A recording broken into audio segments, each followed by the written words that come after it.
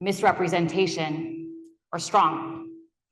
We've seen just this past week the fascist crackdowns on conscience and the silencing of dissent, the criminalization of dissent on Columbia's campus. And while that's incredibly frustrating, it also speaks to the power of these spaces as places of change and as barometers of the future. And so our role, though we might perceive ourselves to be small relative to the scale of the atrocities before us, is not inconsequential. We're very privileged today to have with us someone who really needs no introduction. He's infamous for being asked to condemn himself at the start of every interview. But he's also someone who's played a pivotal role in flipping the script and rejecting the forced narrative imposed upon Palestinians, creating a much greater sense of conscience and context for the Palestinian cause that was grossly absent when the world erupted back in October. Please join me in welcoming His Excellency, the Ambassador of Palestine to the United Kingdom, formerly head of mission, the PLO to DC, Excellency Ambassador Husam Zomlot. Thank you for being here.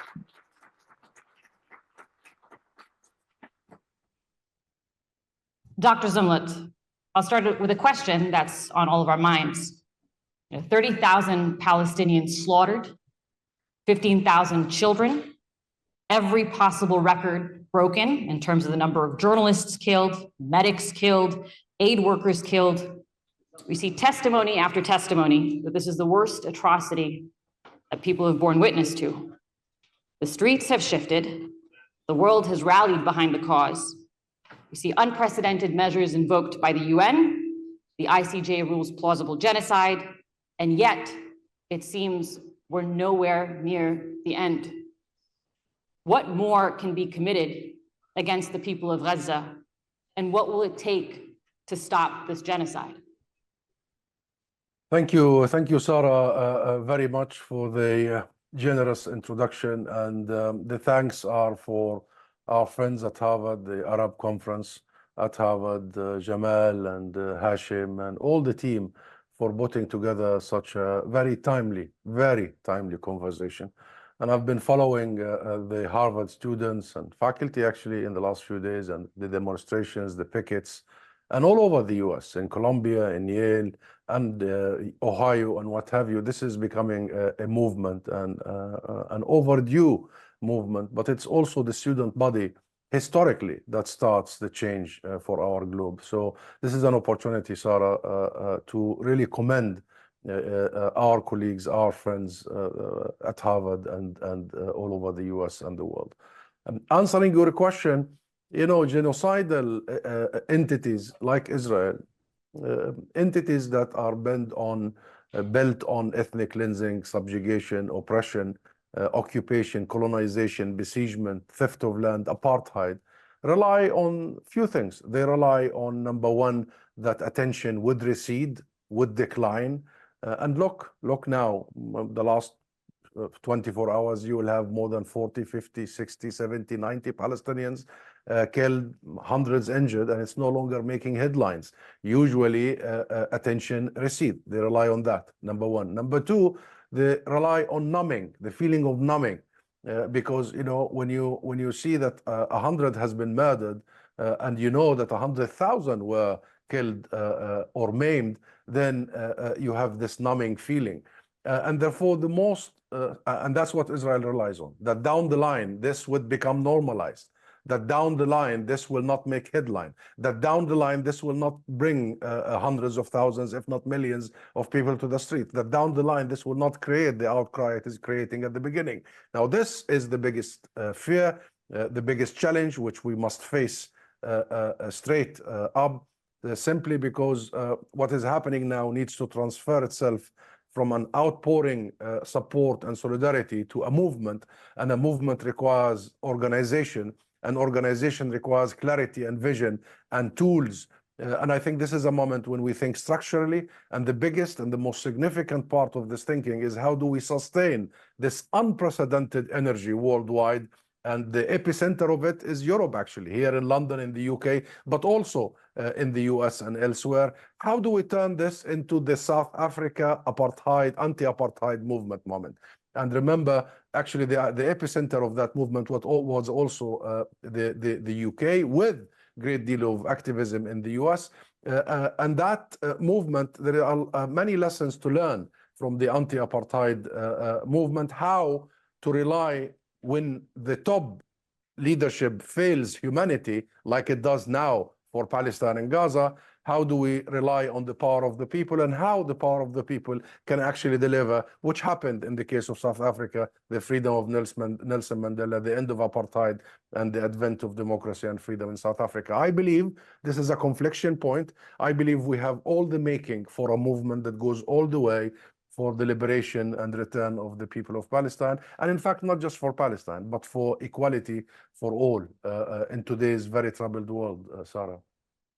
Thank you, Excellency. At present, I mean, it's become blatantly clear to the world the injustice, the egregiousness of it, and the double standards that have long been known to Palestinians have become obvious to the rest of the world. You see the difference in the representations of Ukraine versus Palestine on the same war crimes. You see the difference in terms of the reactions to the murder of the 7 World Central Kitchen workers versus the 15,000 Palestinian children.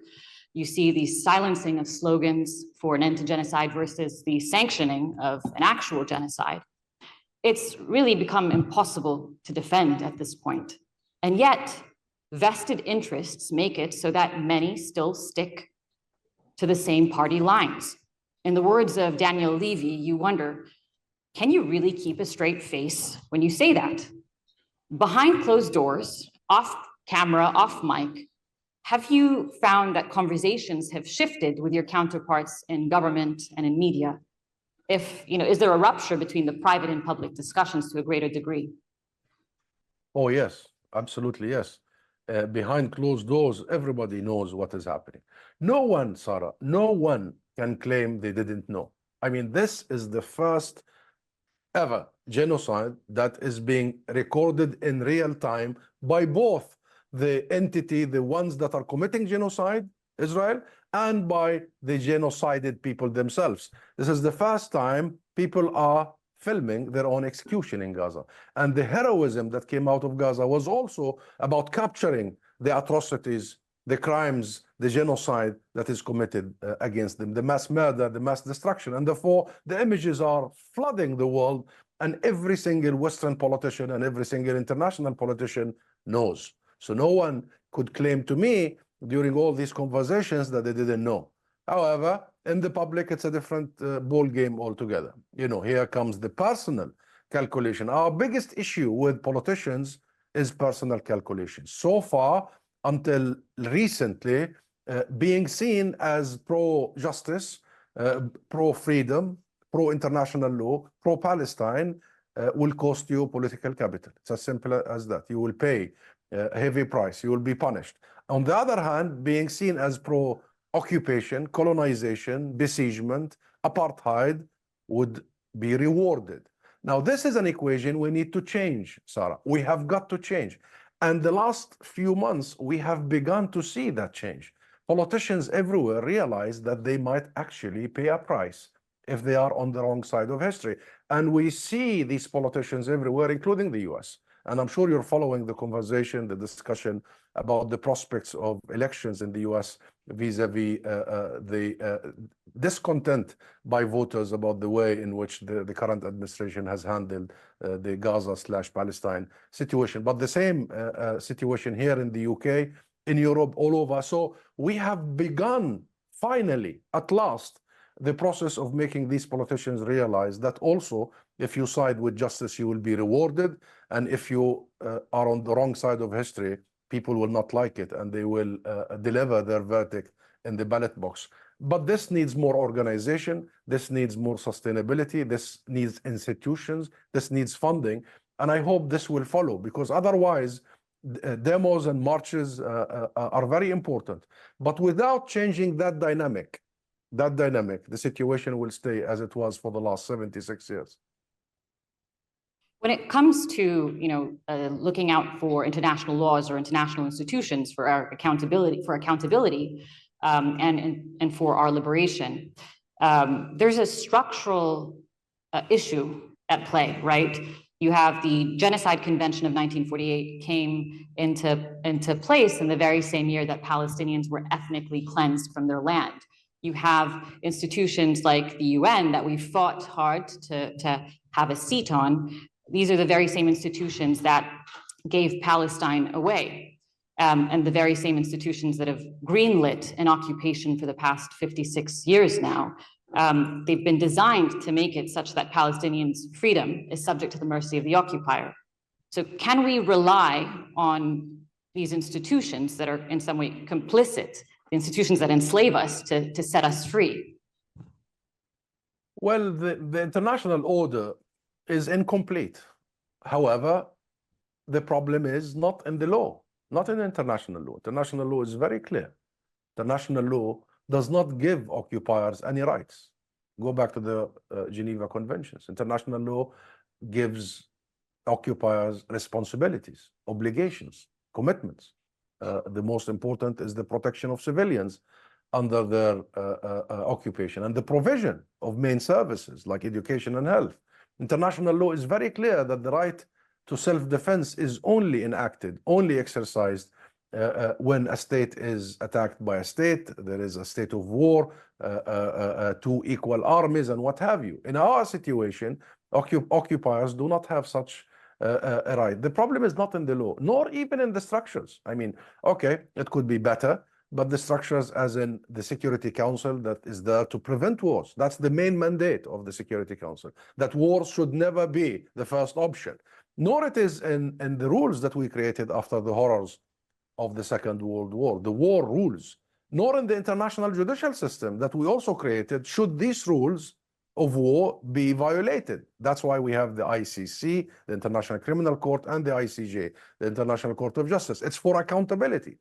The problem, Sarah, is primarily in one word: commitment. Commitment by the superpower, so-called superpower, great powers, the commitment to applying international law equally. That's the issue. The issue is enforcement.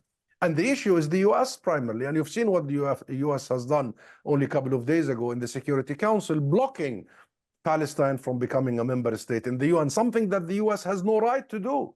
This is none of the business of the US to block the birthright, inalienable right of the Palestinian people for self-determination. And by the way, it was Woodrow Wilson, the US president, who started this international, universal premise that every nation, every people have the enshrined sacred right of self-determination.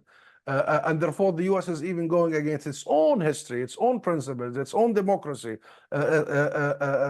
going out of its way to protect Israel. And at the same time, Israel is presenting the US with two options in the last couple of weeks. Either it drags the US into a regional war, i.e. Iran and all that, or it continues with the complicity of the US, the genocide in Gaza and the invasion of Rafah. What kind of, between parentheses, an ally, a small ally that is Israel, presenting the US with such options? And the only option the US has now vis-a-vis Israel is just to allow Israel to mass murder Palestinians, to spill more Palestinian blood. And the main conclusion of that is that the US and the rest of the West considers Palestinian blood, Palestinian lives to matter less, that we are the least costly of options for them.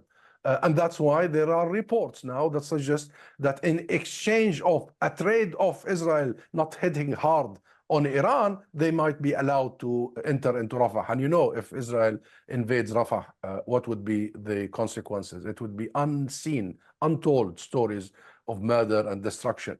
And the final answer for your question, the problem isn't that. It's in the commitment to equal application of international law. You know, I'll quote Boris Johnson, the former Prime Minister of Britain, who wrote a letter to the pro-Israel lobby here just during the time of us reverting Israel to the ICC, to the International Court of the International Criminal Court. And he wrote in that letter that Britain will not allow the Palestinians to access the court, and I'm paraphrasing here, primarily because Israel is an ally and a friend. Ally and a friend. What does that mean, sir? It means that international law does not apply on allies and friends. International law only applies on foes, and linking to your question about Ukraine and Russia and all that. And therefore, the last months, the last few years actually, have really exposed, unmasked beyond repair, the double standards, the selectivity, the hypocrisy of great powers such as the US. And this is a moment when we clinch into the rules, into the international order, but we make sure that our focus is on the commitment of these great powers for equal application of international law.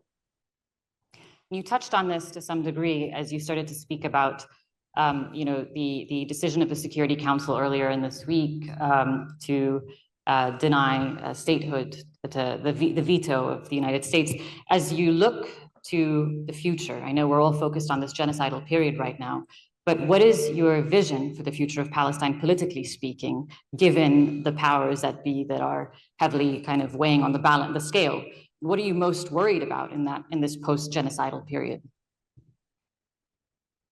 I am most worried about that the so-called, international community, the US-led international community, would want us to go back to the status quo ante. That's the biggest worry. That they want us to go back to the, the 6th of October. That we will just have to live under a permanent occupation, permanent colonization, permanent apartheid, permanent arrests of thousands of our civilians, of our children, without trial or charge, permanent walls and checkpoints, permanent besiegement of Gaza. This is what worries me the most. And therefore, we shall never, ever allow a return to the status quo ante. That's the key thing. We must move forward. And that's why the state of Palestine, together with its friends, Algeria and others, presented a different vision for the future. And the different vision is a vision where there is a state of Palestine on the occupied land of the state of Palestine, that is the West Bank, East Jerusalem and Gaza. That state is recognized by the world. That state has a full member in the UN. And that state is able to protect its people and is able to provide for its people. And that state then will negotiate minor issues. But the key issues are non-negotiable. The issue of our right to self-determination is non-negotiable. The issue of our refugees returning to their homes and properties is non-negotiable. What this state is capable of is negotiating modalities of implementing these principles. But these principles are non-negotiable. And that's why we presented the world with a different alternative to the current situation, to the current darkness, to the current carnage in every sense. We presented a vision. Number one, this vision is a vision whereby we tell everyone there is a different path. And we, as a state of Palestine, would commit to the international law, international legitimacy. And thirdly, it's within the international consensus, including the US, the two-state solution. However, the US, by its veto, has really proven, Sarah, to be disingenuous, double talk, buying time for Israel. That's it. And just giving us lip service about the two-state solution. If you believe in the two-state solution, last week was your historic opportunity to reaffirm that. But it doesn't look like the US really believes in any solution for that matter. It wants to continue supporting Israel for a perpetual, unending, ongoing ethnic cleansing, replacement of the Palestinian people, a slow genocide that has been taking place for 76 years. And let me finish by explaining how the US explained its vote. It says, the recognition of Palestine would have to happen after negotiations between Israel and Palestine, as an outcome of final agreement. Mind you, this has been happening for 30 years in Israel, and the current Prime Minister Netanyahu, who has been there for a long time, more than 14 years, has been bragging publicly, saying that his biggest achievement is blocking a Palestinian state. So who are we going to negotiate with? With genocidal Israel? With a country that is committing genocide? With a government that has Netanyahu and Ben Gvir and Smotrich that are publicly calling for the erasure of the Palestinian people? And also, was Israel negotiated when it was established? Or was it Great Britain that promised our land without consulting us and turned us, the original native population who have lived for millennia on our land in Palestine, who are the, you know, the hub between East and West, the cradle of civilizations. Sarah, Palestine is the birthplace of Christianity, sacred to all religions.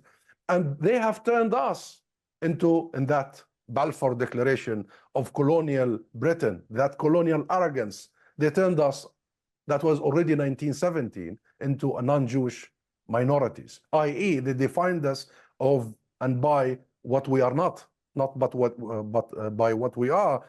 And I'm saying all this to say that this logic continues. Israel was not established by negotiations. Countries and rights of self-determination are not established by negotiations, especially when the other side has this asymmetrical power relations, has this supremacy ideology, has managed to create a situation whereby the vast majority of the West is supporting it. Negotiations will not result in any real outcome. It would be an international decision in the UN, and the US again and again and again fails the test.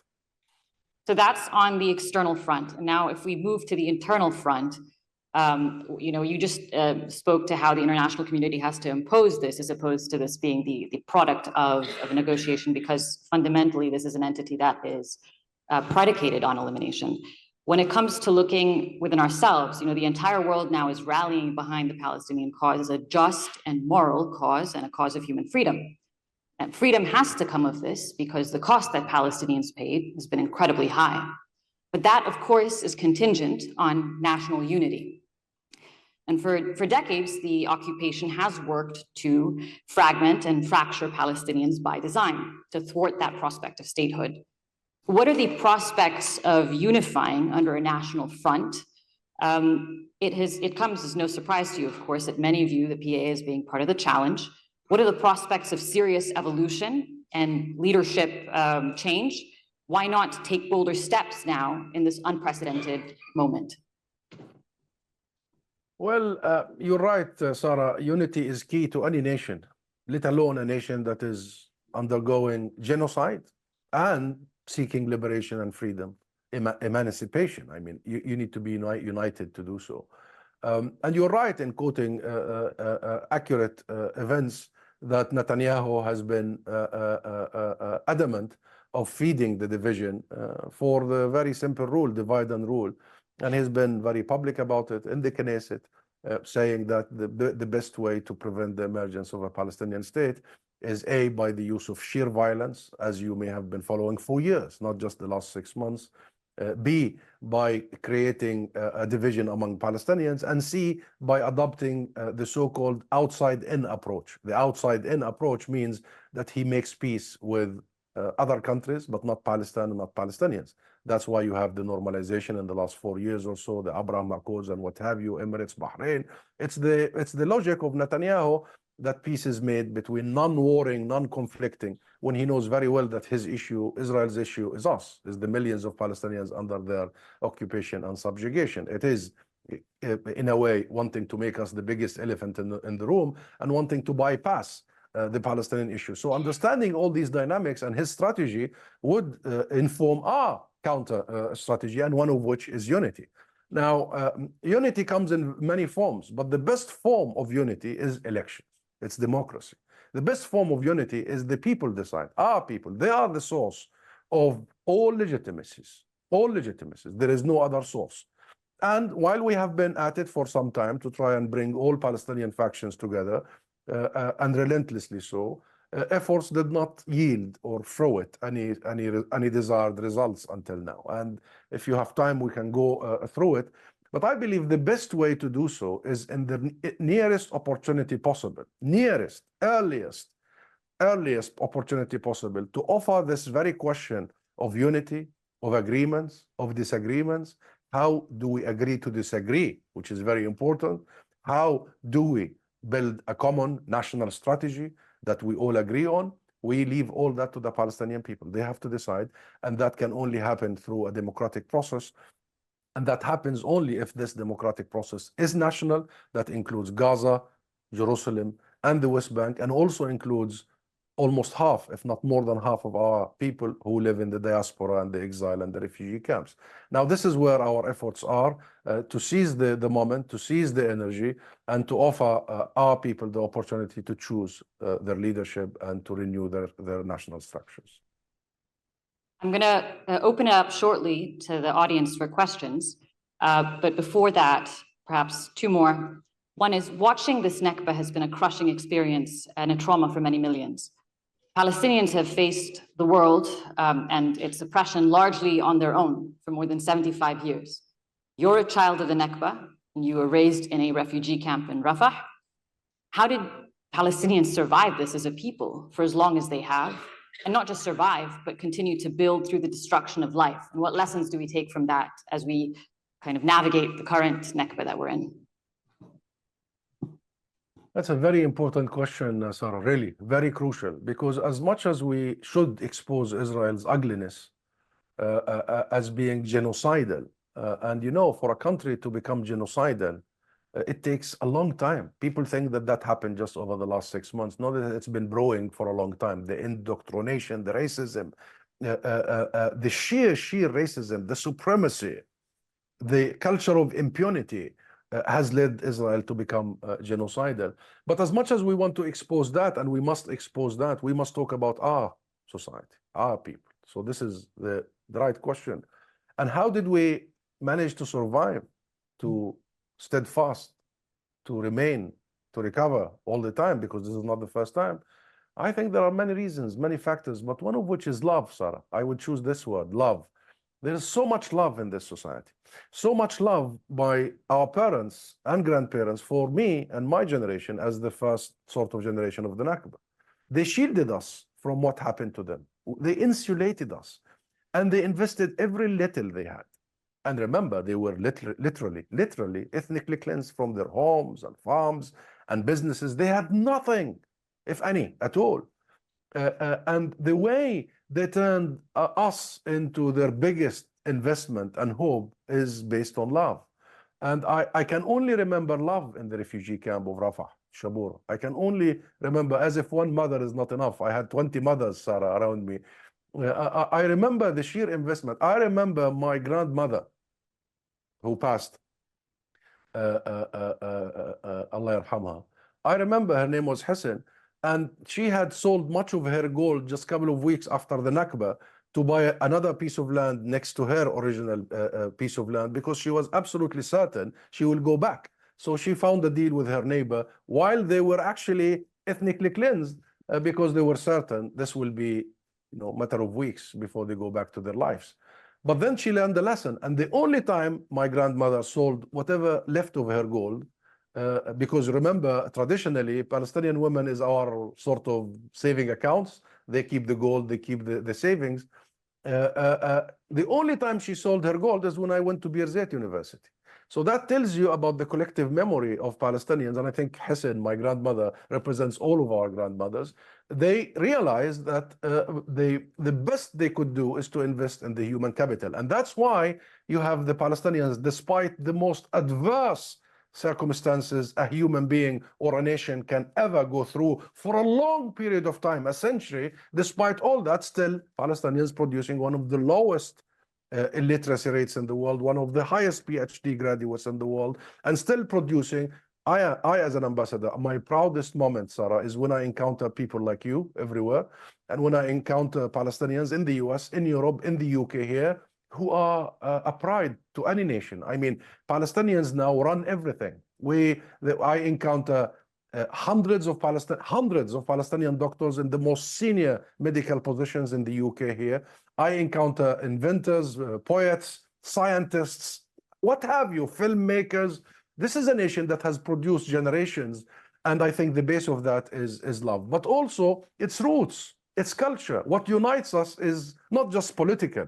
Important it is, crucial it is, but cultural. Our culture, our history, our heritage is so vivid, is so rooted, is so historic, is so ancient, from our tatreez embroidery to our kufiya. You know, now the Palestine kufiya And the Palestine flag has become a global symbol. It's not just Palestinian, by the way, because our culture has fed into us our ability, our cuisine, which connects us all over the world. I'm sure many of your friends here have eaten a nice makluba at one point in their life.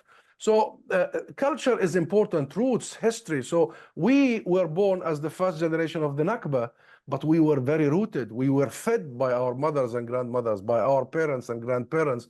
We were fed, almost milk-fed, if I can use that term, our heritage and our culture. So roots is very important. Thirdly, we have managed to not be only victims, but active victims, struggling for our rights. And we built a national movement that shocked the world, the 60s and the 70s. And we told everybody that we will fight for our rights. We will not sit there as sitting ducks being murdered by this murderous regime of Israel. And therefore, the combination of this, including the national movement, have allowed us and enabled us to sustain. And the one most important thing is, while we do have some divisions between factions, the Palestinian people are not divided, Sarah. And read my lips here. The Palestinian people are united because of the roots, because of the culture, because of our destiny, because of our objectives that has consensus.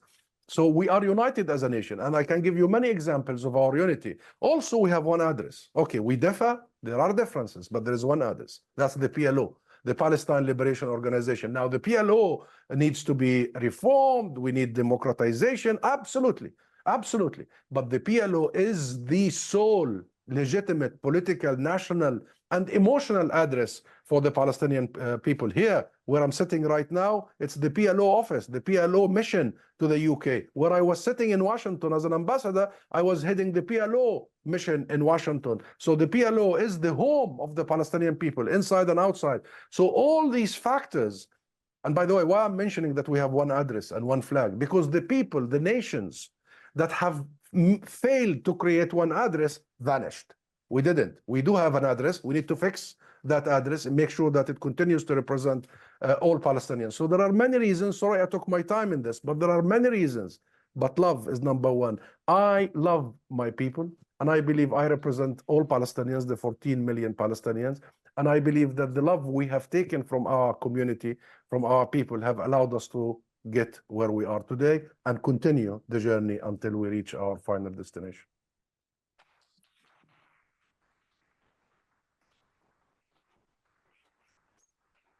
Thank you. Very, very heartfelt. Thank you so much for that. And I guess as a final question to you, Ambassador, it seems that what it will take to free Palestine will quite literally change the world. There are so many collateralized systems of oppression that Palestine is the linchpin of, the final nail in the coffin of US imperialism. The fight is a long and tough one, and a lot of the students here in the room today are people who are at the front line of that fight here in America. Now, the systems that they're up against are vast and very powerful. It can feel sometimes like it's a David and Goliath type battle. You're someone who's been at this for some time now. What would you say to them, and what message would you leave them with? Well, the message is very clear. I mean, Palestine has become the global fault line, if you may, and also the global sort of identity, because people now are defining themselves not just, being pro-Palestine, just being pro-humanity, pro-decency, pro-justice, pro-peace. So Palestine has become the key issue. We used to say it's the core issue of the Middle East, of the Arab region. It's now the core issue of the globe, thanks to the activism and thanks to all that has been happening.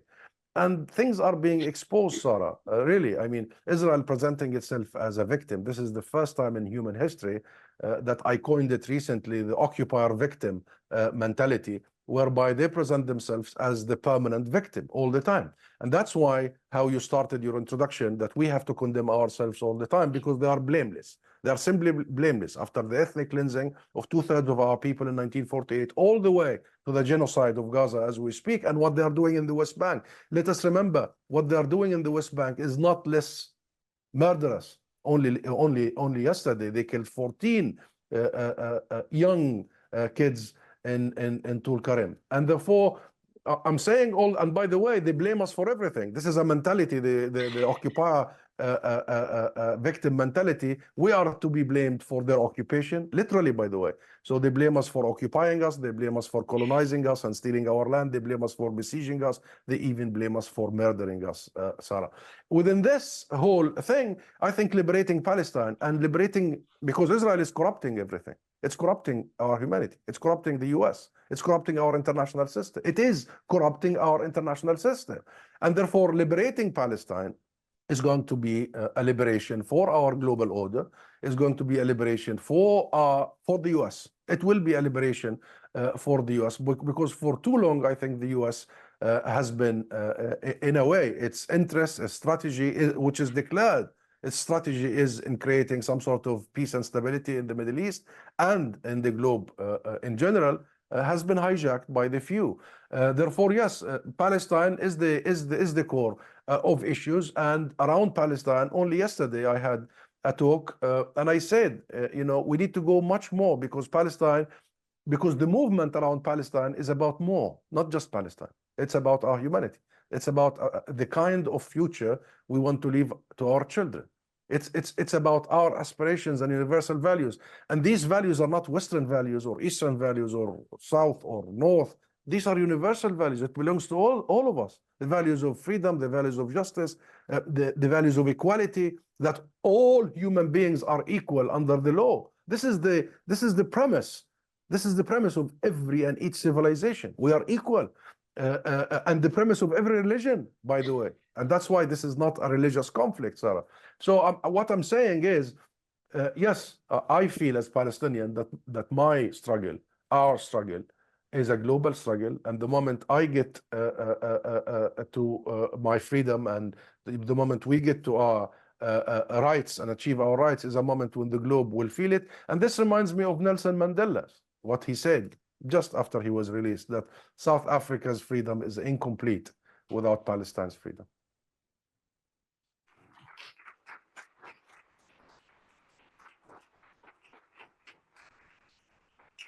We'll open it up for 2 or 3 questions. Is that fine, guys? Time-wise? Good afternoon. My name is Ghaith Musmar, Ambassador. Really pleasure to always hear you, especially live. And really, you made a couple of comments I wanted just to highlight. You talked about how people in power are disconnected with their own people, whether we see it in the United States with our lovely president, whether you see it with Netanyahu, but we also have to look at ourselves in the mirror. And you look at the Palestinian Authority, we also have a completely disconnected leadership. The Palestinian Authority has usurped the PLO. Your PLO is supposed to be the overriding entity that created the Palestinian Authority. But the Palestinian Authority, and let's be honest, is corrupt. It doesn't even represent us. I come from Nablus. I can't tell you how many times we've been attacked by the Israelis, by the settlers. And the second they come, the police go away. Our police go away. Our own government doesn't come to funerals when people get killed. The entire process of us saying we want to be liberated is being completely handicapped by those individuals that keep on saying that they want to fight for our rights. I know that you're one of those individuals who definitely wants to fight for our rights, but I really ask you to have a mission, and that mission is to speak to our lovely leadership at the Palestinian Authority to tell them they are just like the story of the black and red and white bull. If you guys don't know this Arabic story, it's very simple. There's 3 bulls. A lion convinces one of the bulls to not help the other bull. And long story short, they all get eaten by the lion. The Palestinian Authority somehow thinks that if it sits in its little cocoon in Ramallah, that they're somehow going to be exempted from this Israeli juggernaut that's going to go through and basically wave through all of our lands. I need you to consider getting these leaders that have been completely expired, as far as I'm concerned, to understand that we as the Palestinians that are living in America, we don't believe in them. They don't support us. They don't represent the people there or here. And they really need to wake up and understand this is the opportunity for us to get our freedom, but they're really the handicap that we are having to live with every single day. That's all.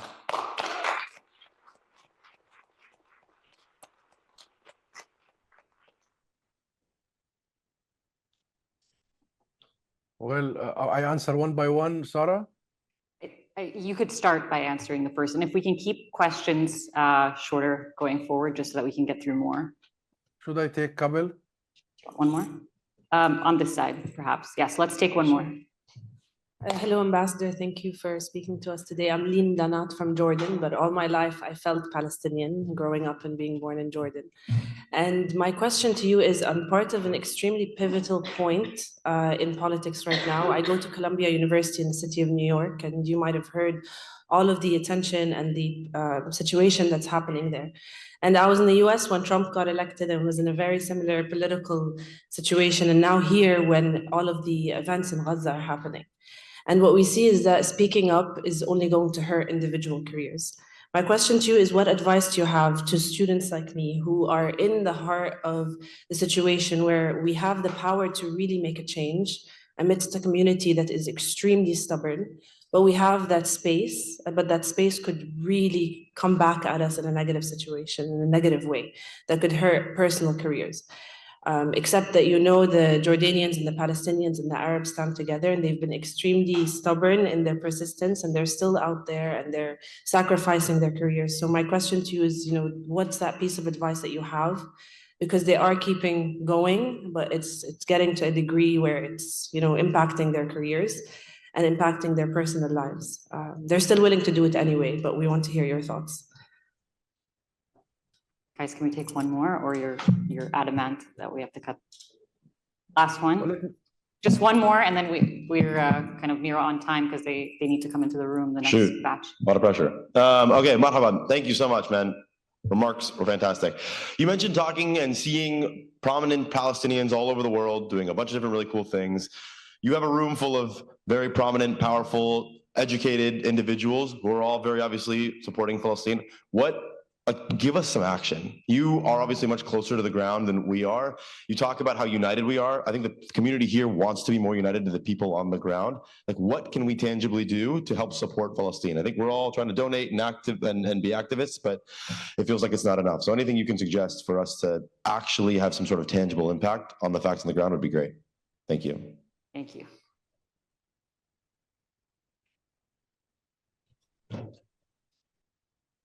Well, thank you very much, Ghaith. I hear you. I feel your pain and your hurt. We are all hurt, and we are all following what is happening in Nablus, in Jenin, in Tul Karam, as I mentioned earlier, 14 of our kids slaughtered only yesterday. We follow the rampage by the settler terrorist militias, supported and sponsored fully by the Israeli army. And we know the hurt felt, and we live it by our people in the West Bank and in Jerusalem. And I don't need to tell you the hurt by our people in Gaza.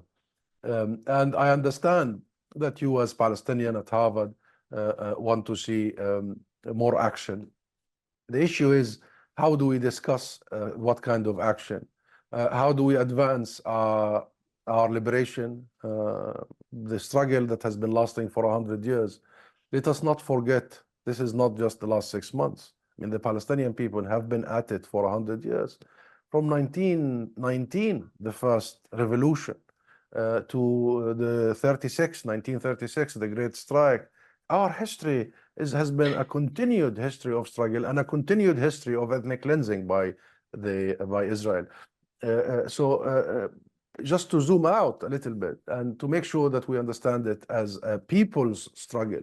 And that's why I said the people are the one who have legitimacy, not anyone else. Our people, they have been at it, and we should not reduce our people to this moment or that moment.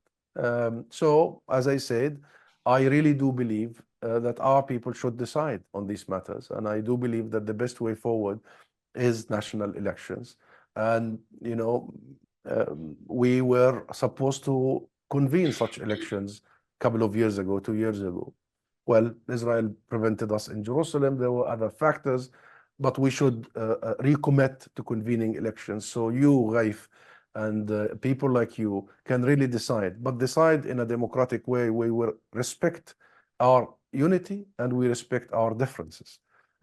elect in a way that really make us a nation that is capable to present our ambitions, our dreams, our rights in a united matter, but we can differ in political spheres.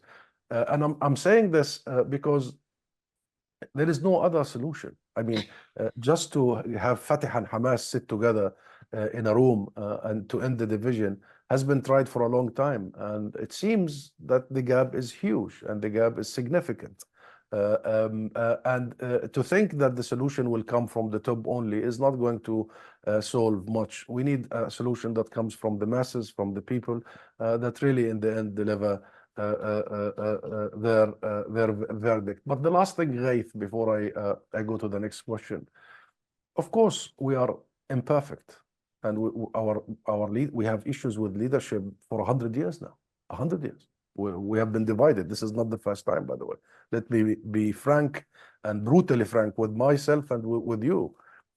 From the Nashashibi and the Husseini time of more than 70 years ago, all the way to today, we haven't been, in the political sense, not national, not cultural, not as a people. We have had family feuds, factional feuds, but as a leadership and as a movement, we have been set and clear. At least for the last 35 years, we've been clear. We have allied ourselves with international consensus, if you may, with international legality. Imperfect it is, we have.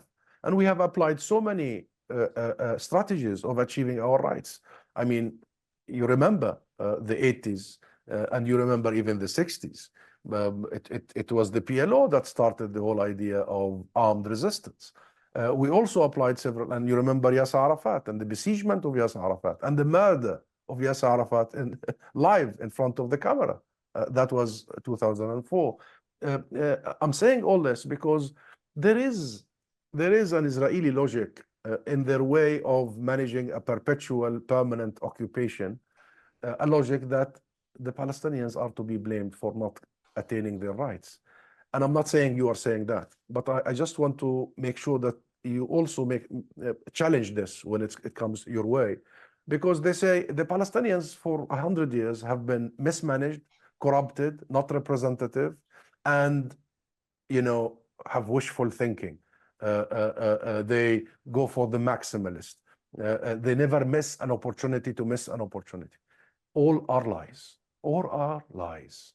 As simple as that. We are managed. We have institutions. According to the highest standards of international sort of institutions, we can oversee a state tomorrow. We are ready for that. While other nations do not have one address, we have one address. Yes, I agree that address needs to be more representative, but we do have that address. So I urge you not to throw the baby with the bathwater. If we lose our central representation, if we lose our legitimate address, it will take us generations to build it back. However, it is absolutely legitimate that we make sure that that address is representative of the people. The question about Linda, yes, of course, Jordan, Palestine, the Arab world, we are all Palestinians at this point, and we're all Jordanians. I appreciate your question and your passion. About career, Palestine has become, and not just the last 6 months, I have to say, it's been growing for the last so many years. Remember Sheikh Jarrah, 2021? I mean, this has been growing and building and accumulating for some time now. This isn't just the last 6 months, but Palestine has become such an attractive cause for your generation and even older generations. Really attractive. And I see it wherever I go. We have become the mainstream. And our narrative is really now, our story, our discourse is really dominant. And look at the Israeli spokespeople, look at their discourse. It's been challenged, unpacked, in fact, destroyed, because it's a pack of lies.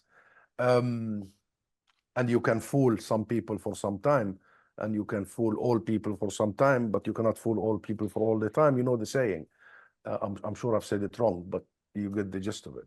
Now, about the career and about how do you protect yourself?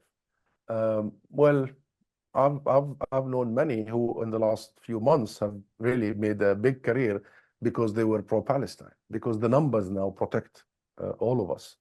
And I don't have any advice for you except being human and being pro-justice, pro-law and international law, understanding that what you call for is for the equal application of values on everybody. And I don't think this should affect your career. And should it affect your career, we should fight for it. And should you be in a place that doesn't accept you to be universal in your beliefs, Linda, I don't think you should be in that place altogether. Don't join these institutions. Don't join these companies. And I tell you, there is enough money. There is huge amount of companies and money and enterprises and businesses now who would accept you for who you are if you present the best of our humanity. And I want you to protect yourself, to make sure what you say is always within these contours, but don't give in and don't allow anybody to blackmail you when it comes to your values. As for our friend, give us action. Who am I? You didn't mention your name. Who am I to give you action? You're doing the action. I was so inspired in the last few days only when I saw all over the US sit-ins or sits-in, when I saw the pickets and the camps in Yale, in Harvard, in Colombia. Okay, police came, but I saw in other campuses students were carrying their tents and walking around just to disallow the police to do any action because they're not stationed. What a genius way of doing actions and of making sure you are within the law, the rule of law. I mean, genius. You're doing it. You're doing it. I mean, this is the first time in a long time since 1968, since the civil rights movement, that the US campuses are on fire in the positive sense, that the campuses are really seeing such action, that the American student body is delivering their verdict. And do not underestimate this, my friend. This is huge. This is big, because the agents of change, either the older generation, i.e. the establishment, i.e. top down, the leaders, the structures we have, or it is your generation. There are no third alternative. It's either the top or the people. And the people are making the change because the top are not listening. But my one advice is, this has got to learn a lot from the anti-apartheid movement. It has got to learn from the ANC, because the one thing that has brought the apartheid regime in South Africa down, the situation that ended the injustice and freed South Africans, is sanctions. Sanctions. What ended this was the world, the people of the world, sucking oxygen out of the apartheid regime, literally. Literally, economic oxygen, cultural oxygen, everything. That regime was isolated, and Israel is a rogue state. Israel is a rogue state. You think genocide happened only in the last few months? Israel is a rogue state, and it must be isolated, so the public in Israel realize they must elect different leadership. And sanctions, the list of sanctions are very well known, starting with arms embargo, but they must ban all illegal products from arriving to the US or the UK or Europe. They must ban settlers, illegal settlers, from arriving, because visa waiver does not cover somebody who is committing a war crime, who's living illegally, extraterritorially in an occupied territory. The sanctions should include divestment, should include companies that profit from the occupation, etc. And accountability, number two, after sanctions. And those are two different things.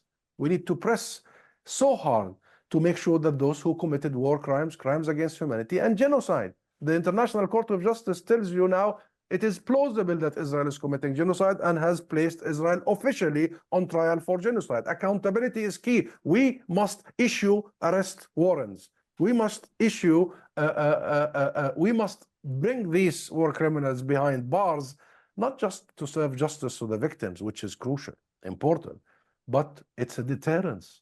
We want to make sure that this is not going to happen again. We want to make sure that this is our never again moment.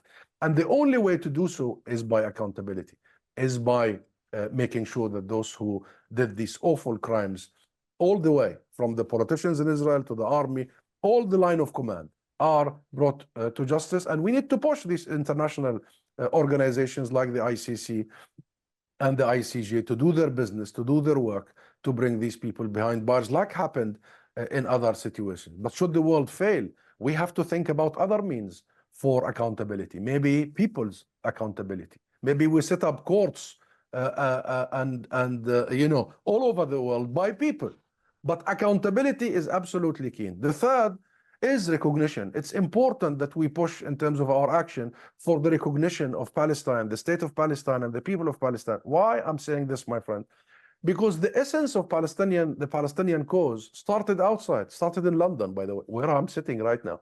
Started here. The essence of it is the cancellation of the Palestinian people. Remember, I started by saying earlier, responding to a question, that the Balfour Declaration canceled us as a people. They defined us as non-Jewish.